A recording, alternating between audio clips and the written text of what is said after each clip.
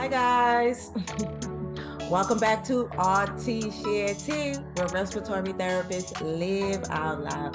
With me, your host, Linda Fry, the Asthma Lady. Yes, welcome everybody. Welcome to anyone new. And thank you everyone for the support, spreading the word and just supporting me. All right, guys. So super appreciative. Now, today I'm very excited because I have another guest co-host. And this one is amazing. Yes, we have Dr. Damien Fisher, who I know through in the social media space, and we often bump into each other because of the patient advocacy space. And he's also an asthma educator. So this is amazing. And I can't forget, he also has a work history with respiratory therapist. So it just made sense to have him on. So super excited to have Dr. Damien with us. And what I'm going to do is I'm going to read his bio and I'm going to let him do his thing. Okay. All right. So Dr. Damien Fisher graduated from Florida A&M University College of Pharmacy with a Doctor of Pharmacy degree in 2004. He prolonged his studies and completed an ASHP accredited residency with an emphasis on community and ambulatory care at University of Tennessee. He became intrigued in academia during his career. He has held 3 clinical assistant professor positions at Hampton University School of Pharmacy and University of Houston College of Pharmacy, as well as South University School of Pharmacy. His passion in the ambulatory care world is within the area of pulmonary and dermatology. He is currently certified as an asthma educator and is heavily involved with the American Lung Association as a national presenter. He serves as a board member to the National Asthma Certified Asthma Education Board, advocating for asthma educators' opportunities. Damien is also a board member of the National Board of Respiratory Care. Damien currently works at the UTMB Health League City team as the outpatient allergy and dermatology clinical pharmacist specialist. Wow, Damien. You do a lot. Yeah, I guess so. Long in the tooth, though. I'm like, wow, amazing. So thank you so much for being here with us. And we're just so excited to hear your perspectives on everything that you have done. And like I said, we've been bumping into each other because we in a lot of the same space. And so I would love for you to share your story on how you ended up. I don't know too many pharmacists Yeah. that are certified asthma educators and on the National Board of Respiratory Care. And so you're kind of unique. So Yeah. very excited to have you on. So what I usually do is with guest co-hosts, I always want them to share the story of how did they get into the profession that they're in? And so you can share your story of, so what made you decide to be a pharmacist? Well, tell you the truth, I was a teacher by trade. I knew I wanted to be a teacher, a presenter, way back in high school when I was like a vice president of the school. And Yeah. I wanted to teach chemistry. That's all I wanted to do, be a high school Mm. chemistry teacher and also be a JV basketball coach. I told my parents that, and my parents looked at me and basically said, no. Um, they were like, yes, you can go into chemistry, but you have to strive a little harder. Because both my parents are teachers by trade as well. Okay. And Makes they sense. wanted me to do something in the medical field, Okay. in between Of course. dentistry and pharmacy. And I worked at, for those old timers that actually remember this, I worked at Eckert's Pharmacy as a pharmacy technician, Okay. and I fell in love with pharmacy. And Okay. I basically applied to like 6 different schools, and Florida A&M was very homely to me because of the campus. I liked the campus and the spread.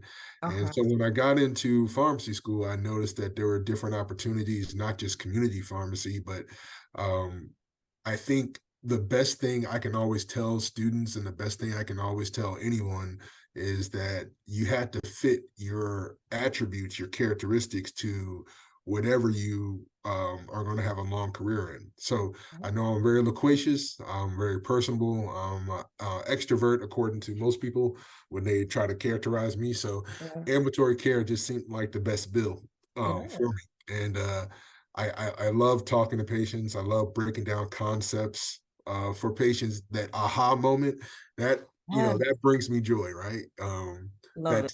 yeah, that self-rewarding thing about ambulatory care is what I love. So that the great thing about ambulatory care is basically you break down these concepts, you get those aha moments, but it's a self-rewarding to the point where, with asthma, you teach them inhaler technique, you teach them, these little nuances about triggers and things of that sort. And, you get to see the progression of their healthcare improving because of those little counseling tips that you give. And Right. yeah, so you can't get that in the inpatient side, because not saying, not belittling inpatient, but you can't get that self-rewarding aspect because you're fixing the problem and you're doing a great job of fixing the problem on the inpatient side, but sometimes you don't build that rapport with the patient. Correct. Correct. So ambulatory care was definitely for me. Probably the reason why pulmonary stuck with me, because I do have a history of pulmonary sarcoidosis, and there's no Oh, okay. there's no pulmonary sarcoidosis clinics, or there could be. It's just not as big as asthma and COPD. So I wanted to help the pulmonary world the best way I could, and asthma, COPD, it just spoke to me a lot. I really think I have a lot of good concepts that breaks down for patients to understand, whether it's regarding inhaler, regarding the pathophysiology of asthma, pathophysiology of COPD. I just think I do a better job of counseling patients and also being a great advocate for patients Love it. with using my background. So that's pretty much my story from high school until now. uh, I I just think pulmonary education is so underutilized within our society. Yeah. We can do a lot more preventative care, a lot more education to Yes. prevent our patients having attacks, exacerbations. And, I think the American Lung Association is a great platform. I Mhm. think, me being on a board is also opening the door for other pharmacists. And that's, pharmacists, I, they don't feel pulmonary. I don't know. There's a little stigma to me that they don't think it's a way to get in the door of education, but it's absolutely a way to get in the door of education. I like being the beacon for that. Right. Let me say, Dr. Fisher, it makes so much sense to me because especially when it comes to patient education, when they go to pick up the prescriptions, that a pharmacist can really break down to them like why they have two different inhalers, or Right. Mhm. the difference between the medications. We see it often on our end. So as a respiratory therapist and a asthma educator, I've seen it so many times where the patients confuse the medication, and it's really just that can be resolved by just spending a little time and Yeah. providing asthma education right then Yeah. and there. And so when I saw that, you were a pharmacist and you were, using your platforms to do that type of work, I was like, wow, it makes so much sense. And I don't see it. It should be done more. Yeah. Yeah. And I think my first job, not my first academic job, but my first clinical job definitely taught me the nuances of not everyone has the same understanding as everyone else. Breaking down concepts is necessary. So working in the prison system and running an asthma clinic definitely showed me, we had to reach patients on different levels. What? Some are, I didn't know you did that. yeah. So for 10 That's years, I worked in the prison system, running an asthma, diabetes, and chronic kidney disease clinic. And wow. asthma was definitely something that, because basically in the prison system, you pay money, you outsource money for them to go into an ambulance, for them to go into a hospital. That's not paid Okay. by, yeah, so that's not paid because there's no prison hospitals nearby. So you, Mm. you pay this higher price, this ambulance price, this inpatient price to these near hospitals to take care of a simple asthma exacerbation that could have been prevented if we used the right inhaler. So I used a color dot system there, which spoke home to most of the patients there in prison health. So breaking down those little small nuances can definitely reach patients' education, understanding about asthma and COPD. Wow. I did not know that. I didn't know Yeah. that about the system. And look, that's another thing that you did. I didn't even have that in the bio. I was like, No, I know. I mean, it's not like I try to hide it. It's just, no, I yeah, love it. I yeah, love it. It really does. It just adds context to why you do what you do and how you do it. So no, I love it. So okay, well, you basically you gave me already the story kind of behind what led you to get yeah, what led you to become an asthma educator, to get yeah, certified as an asthma yeah. educator. So I wanted to know, so what was your, like, what made you finally say, let me go get that? And Yeah. how was your experiences taking the exam? So I believe everyone has a niche in any type of occupation you go Yes. into, whether it's healthcare, whether it's being a teacher, or whether it's being, business marketing exec. Everyone has a specific niche that brings them joy, right? Yeah. Asthma brought me joy. There was no doubt about it. My passion's there. I don't get tired of talking about asthma. I don't get tired of talking about COPD. I don't get tired about talking about respiratory disorders. Mhm. There are other disease states I get tired about. So, Right. in order to be the top of my game, I could not find any other credentialing other than AAC, a asthma educator, to be at top of the game. I wish there was a COPD one. I think there's one in Canada that they do for certification, but Okay. there's not particular COPD one. But Right. I knew AEC was the top of the game to get credentialed. I did. I'm just going to be honest with you. The first time, I didn't really study, so just being honest. And what it wasn't the pharmacotherapy. Yeah. Yeah, I failed. I yeah. ran out of time, actually. Yeah, well, I failed too. I got 74. So the first, it wasn't the pharmacotherapy, it wasn't the pathophysiology, it was the Yes, and cultural, so social. Yeah, I love the fact. Oh, I love it. yeah, You're doing it right now, because so many people, they think, because, oh, I'm a nurse, I'm a respiratory therapist, right, I'm a doctor, I'm a right. pharmacist, I could just go and take Yep, this exam. I know every discipline that have taken that exam and failed. yeah, You have to study for that exam. You yes, have to know how to take the exam, because yeah, there are questions. If you are not about that life, they're right, asking you about program management. They're right. asking you about Mhm, funding. They're asking you mhm. about cultural aspects, and Social how to sensitivity. Mhm. incorporate that in the education. It's yeah. Yeah. I was like, I was saying, I'm like, oh, I did prison health, 10 years. And of course I'm cultured, of course I'm good. Right. So I was like, I don't need to study that. So, yeah, that part like did me in, and the funding part, the economic part, uh, the grant part, there's certain questions about grants. So, that just did me in, back then. So the second time I was well prepared and I knocked it out of the park. Right. So, but yeah, so my experience taking the exam was basically to study. I did Yes. take I did do a review course. Yes. I did some So it's study tips, talked to some other people, and I was successful the second time. You just put a little work into it along with your job, right. study on the weekends, and put a good. I would say, this is just me, so this is my opinion. Put 2 or 3 months weekends. I think you're going to be well prepared. So, I I agree. really, yeah, and I think because of the AEC, I have my platform for asthma definitely lifted off, especially with the American Lung Association. Yes. It's not too My many of you. You're a unicorn. It's not too yeah, many of y'all. yeah, It definitely caught my eye too. I was like, yeah, oh, okay. yeah, I love speaking for them, doing all Mhm. their virtual Very good presentations. organization. Yeah, especially for the COPD educator.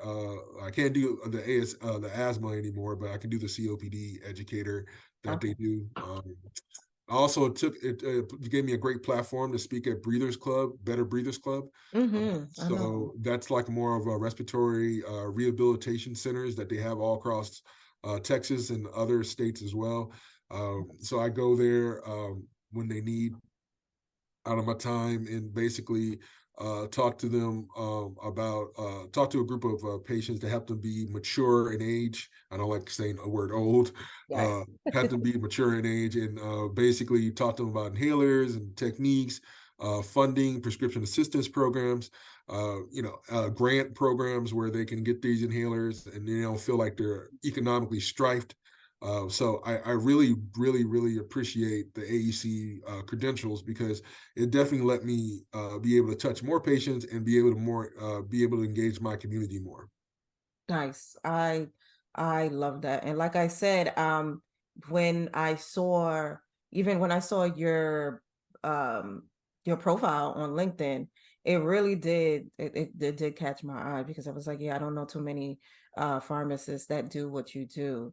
And so I commend you definitely, the work that you've done and everything that you're doing, and especially around health disparities.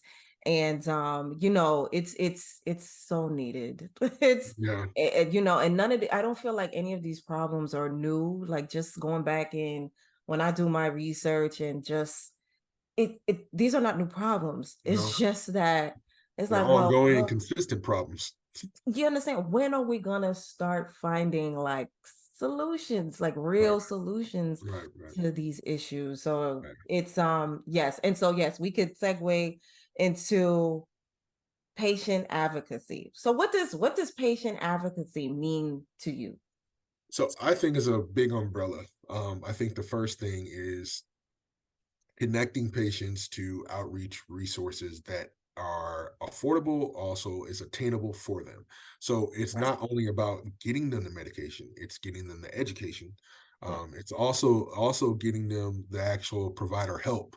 So one of the things that I'm working on is trying to start a grant program where um, so there will be like certain health fairs that where they'll be able to come on a monthly basis to Yeah. get that provider interaction, to get the education, to get assistance for medications. There is assistance out there where, it's going to be hard for all of us to find them, but there is assistance out there. And, some of these patients and those mature individuals that happen to have COPD or asthma, and they're over 65 and they have Medicare Part D, and some of these insurances don't, I mean, they'll cover the inhaler, but guess what? They're paying, 150, Those 100, some stuff. co-pays Yeah, the murder. copay is ridiculous. So, and that's not feasible for them, and, No. you On want a them, fixed income? yeah, and you want them to be on the inhaler because Right. you've seen improvements. I mean, and let's not even talk about the biologics. The Oh biologics my are starting to change the game as God. well.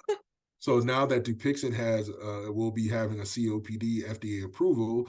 Now that Tespire is on the way of trying to get COPD FDA approval for treating COPD patients.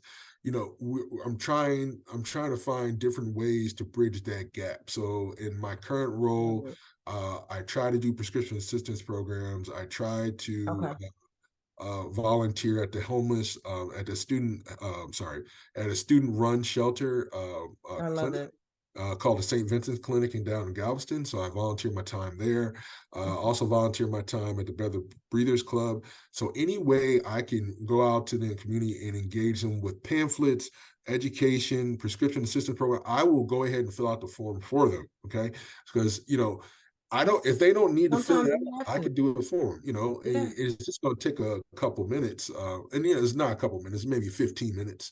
But the thing about it is those 15 minutes are necessary to bring better, healthier outcomes to a patient, to another human being. And, that's how you touch individuals. You Right. touch them by improving their overall health and their wellness. Correct. Correct. I totally agree. And you just answered another question. So Oh, very I'm good. sorry. No, no, no. It's good. We're flowing. And I want this conversation to flow like that, because I was going to ask, how do you assist patients, with their asthma self-management? And you just said basically it right then and there, helping them with, the prescription Mhm. coverage and, assistance. And, people don't know how important that is. It's like, yeah, you have to give them the education, but you also have to give them access to Mhm. resources, and sometimes they just don't know where to go. Yeah. Like, for example, like Dupixent My Way is a great prescription assistance program. Oh, Um, can you repeat that again? I didn't. Dupixent My Way, it's a Okay. great prescription assistance program. Of course, you have to fit the criteria. But Okay. if you serve a really diverse population that fits the criteria, it takes anywhere between 4 to 6 weeks for the drug to actually show up to their house, or Okay. show up to their place of residence. And Covered My Meds is a great Mm. website to Okay, I'm use. gonna take note of that. Cover my meds. Okay. Yeah, Cover My Meds is a great website to use, especially for if you're having difficulties for prior authorizations. Mhm. These type of things, us healthcare providers, healthcare employees, we can use these type of resources and be able to touch our patients a lot more. And it's great that we give education, but sometimes education cannot be the only step. Not alone. I Yeah, said, we all need right. to, It's not enough to just yeah, be like most spit definitely. facts and information to people, Hmm. and then it's just like, okay, where do I go? And Right. the how, and sometimes the motivation and the Hmm. why. Why should I even, like, I've gone so far like this, Yeah, and and you ask yourself, why should you even? The question is, why wouldn't you? You right, want to affect change in people's lives. That's the whole reason why you have perfect healthcare. impact. Yeah, Mhm. you want to have that impact, and I understand it could be time consuming, but I guarantee you, if you look at the time that you spend and the effectiveness that happens later on, the outcomes that happen later on, that will even draw you even more deeper into trying to get patient interaction, more deeper into trying to get Mhm. prescription assistance for these patients. Yes, yes, yes, yes. And we want to keep them engaged. Yep. And I always say this, like, because asthma, COPD, these are diseases that's going to be with them. It's not, Yep. they have to be engaged in their own self-management. Right. And that in its own is it's a journey. It doesn't happen overnight. And Right. so, yes, okay, I'm loving this. We're doing real good. So yes, like I said, you just answered my other question. So what and you, I believe you said that already too. But so what are the common challenges that you see for those with asthma, COPD as a pharmacist? So the one of the things I see is the overutilization of albuterol. So I love Ah, smart therapy. Yeah. preach. Yeah. I mean, You know even in me. the prison system, they used albuterol to get high. So, they used it. I mean, you give anyone, time by themselves in a 6 by 6 room, they're going to find ways to Yeah. cause to have energy for themselves, right? So, uh, Wow. yeah. Okay. So, and also vaping. I think vaping is another obstacle, especially with this younger population and Hmm. it being more accessible because of these stores that are coming up. I find that to be a very strong obstacle in a lot of my patients' lives. It's hard to treat COPD if you're doing the same thing that causes the Yeah. destruction of COPD. It's So, smoking is um, so it's a bad, it's so hard. And right, I tell people to be as empathetic as possible because I'm trying to cut sugar out my diet. And mhm, it's so it's so hard. Addiction, I feel like I'm addicted to sugar. right, Literally the mhm, headaches, like you feel crappy. yes, So I can't, I've never been a smoker, so right, I can only imagine yeah. how deep of of how hard that is to end that habit. I So I am with you. The addiction is definitely there. Speaking to a person, it was like I think uh, July of last year to this year, I've lost 126 pounds, but it took me wow. it took me 40 some odd years to basically get it down in my head that I want to live a long life and I want to lose weight. Yes. And I Yes. had to find the will or the discipline, but it's different for everybody. It takes, Yes. everyone has that moment where, it clicks, right? So whatever that moment is up to us as healthcare providers to get them to that moment or to see, whether it's a visualization. So one time I used For my patients at the St. Vincent Clinic, I use that model to show what does cigarette do to the lungs. Now, did it click for everybody? No, but I was able to get 2 patients in our smoking cessation program. Nice. So Let me tell you I something. call, That is yeah, success. yeah, I call that a win. I don't care if it was 2, 1, or half. You understand? Yeah. So basically, whatever it is, it's going to take that one moment, that one that one kickstart to get people in gear. And whether it's weight, whether it's smoking, whether it's whatever addiction it is, it just takes that one moment. And we got to be the one to propel that moment to our patients. Yes, If that sir. makes sense. Totally agree. Okay, so with that being said, is there any advice that you would give to anyone that is interested into getting into patient advocacy space, like especially within chronic disease management, lung diseases? So what advice would you give, if any? Yeah, I think the advice I would give is I like listening to other people speak about my passion. I like listening and see what they have to say, and then I like to interpret what they have to say in my own words, and then I like using visualization. I'm a very tactile guy. Okay. For as a professor, I use escape rooms, actual escape rooms, in order to bridge the gap of knowledge of asthma to my students. Nice. So I used inhalers, I used spirometry, I used mannequins doing breathing in and out. I used a lot of little nuances in order to Nice. for my students to touch and understand asthma. So my thing is, I would encourage anyone to listen to multiple speakers, listen to a variety of different patients tell their testimonies and stories, right? Because asthma and COPD affects everyone a different way. And In yes, some type of way. yeah, and yes, there is the pathophysiology may be the same, but it affects people a different way. And Correct. in order to listen to testimonials from patients, you will gain a greater knowledge of understanding asthma and COPD, and ergo, you will try to find a way to advocate for those patients, because those stories will string on your heart. I really believe that. You ever had a patient that have COPD or asthma, and you try to get them to do spirometry and they can't, or It's so, yeah, yes. And yeah, and they I run out of breath. coach a few Yeah, patients and they couldn't do it. yeah, and you run out of breath, and you're just like, why is that happening? I mean, yeah, you could do it, but again, you're talking to someone with a very poor lung function. You're talking to someone with a very poor inspiratory flow rate. Why they can't use certain inhalers and why they can use this. So I really would encourage anyone trying to make a constant effort to listen to a variety of speakers. Also, try to if you want to get into the game of asthma, COPD, try to be at the top of your game. So try to get the credentialing, try to yeah, I'm the asthma lady. I be telling folk all the yeah, time, just go get it, study, yeah, put the letters behind your name. Why not? yeah. And I'm thinking about getting that certification. I think it's through the uh I think it's AAE, that is the pulmonary function Yep, PFT. certification. Yeah.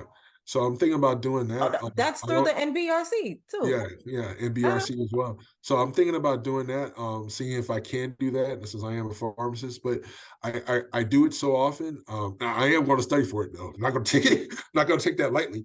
But I think I do it so often, and I basically educate my students on it. Even though they're pharmacy students, I think by doing that, I can only hopefully gain the respect of my peers, and also feel that I have a better grasp of respiratory therapists, pulmonologists, about the little nuances and idiosyncrasies that they go through regarding spirometry and things of that sort. So if you have a passion for it and you want to help your patients, you got to be at the top of your game, and you're going to have to be able to break down concepts for their understanding. Correct. So that connection, and yeah, keep them engaged.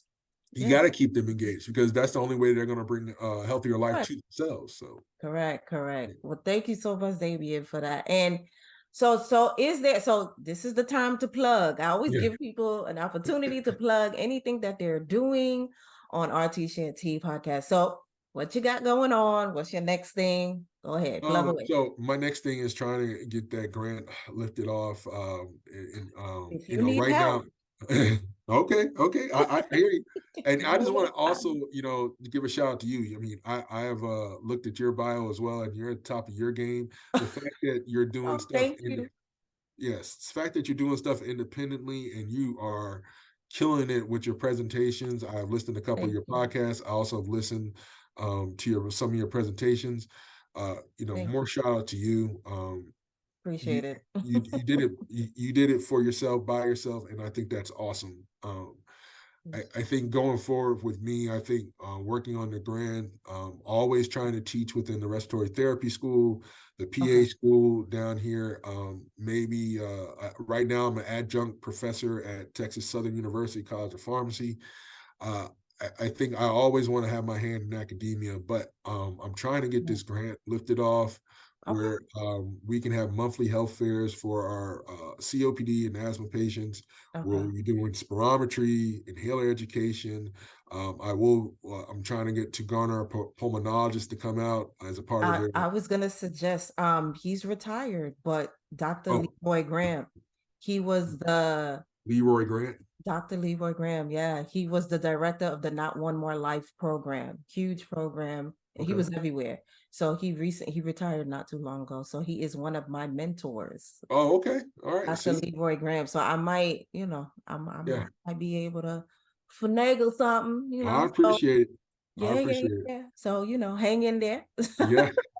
But So, yeah, going forward, that's where I think I'm gonna focus most of my time, especially outside my job, and also biologic health. The biologics, trying to make it more affordable for our patients, yes, whether it's access. dermatology, asthma, Severe whatever. asthma. You know, I think Mark Cuban has done a good job with his little insurance discount program with Humira. The Oh, I biosimilars are didn't coming know out. that. Oh, sorry. I said I did not know about that one. Yeah. So yeah, Okay, you can he's drop doing that a one good to job me with too. that, lowering the price for that. But since the biosimilars are coming out, I think we'll see a shift in price change with some of these biologics. I And hope so. I would like to be the advocate for our patients as well as the advocate for our providers, knowing that these biosimilars are as effective as the reference biologic. So that is that is my overall goal of these next 5 years, and you know, hopefully get my daughter into a affordable art school that she desires. That's another goal of Oh, mine. nice. And you know, hopefully she likes volleyball because right now she's killing it in eighth Yeah, grade. my sister played volleyball. She was Okay, there we the go. team There we go. captain back in the day. So Okay, yeah, that's cool. a good one. That's a good Yeah, spot. yeah. Dr. Fisher, thank you so much. This Oh, no was such an problem. amazing, amazing experience to have you as a guest co-host. I loved everything that you said. I agree with everything. And like I said, you are a true unicorn. And I knew it. I knew when I saw, everything you were doing in on social media space and I saw your profile, I was like, yes, another unicorn. Because I'm in that space too. Thank you. Thank you So so yes, much. I really thank you so appreciate it. much. And once again, thank you for your time, sharing your perspectives on Rts Share Tea. We really, really appreciate you. Thank you Yes. so much. I So appreciate the opportunity. all right, guys. So thank you so much for being here. Don't forget that we are here on most podcast platforms on Wednesdays, and we are on YouTube on Thursdays. And we have so much more to come. We are growing together.